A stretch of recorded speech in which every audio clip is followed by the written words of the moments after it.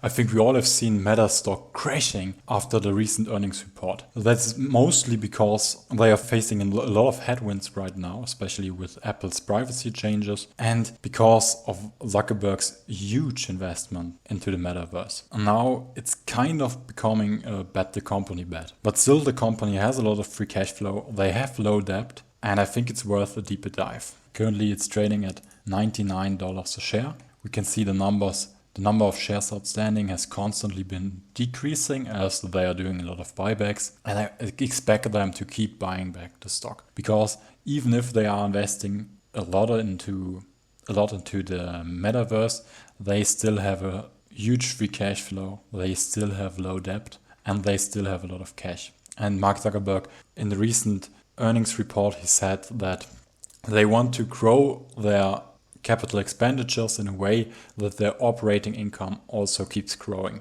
And I think the headwinds that we are facing right now as investors will become tailwinds in the next year, especially with the change from pictures and posts to short-term video formats. They have to invest a lot of money to get new and better algorithms.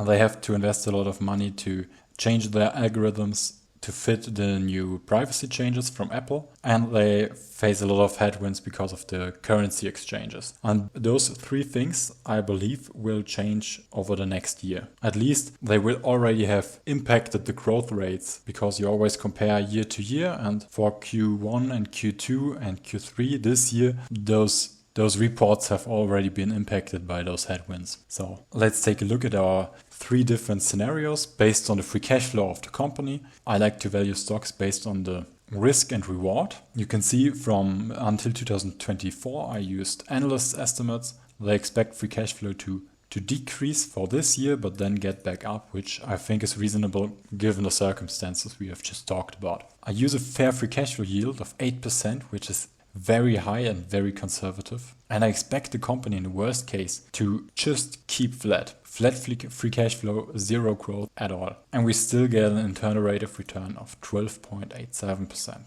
If we take a look at the normal case, still a high fair free cash flow yield, 6.5%, but reasonable low double-digit growth, which is way below the compounded annual growth rate the company had in the past. And we would get an internal rate of return of 20%, which would be a 4 or 5 bagger. And of course, the best case, with of course a little bit optimistic growth, would give us 27% and nearly a 10 bagger. Now, keep in mind that this is no financial advice and you have to do your own due diligence and make your own decisions. And I use those different scenarios because nobody knows what will happen in the future, especially with a company like Meta and their huge investments in the metaverse. It's hard to predict what will happen. And you have to decide based on the risk and reward. If you believe that the worst case won't be 0% growth and you believe that the company will lose all their users and everybody will switch to TikTok and nobody will use Instagram, WhatsApp and Facebook anymore,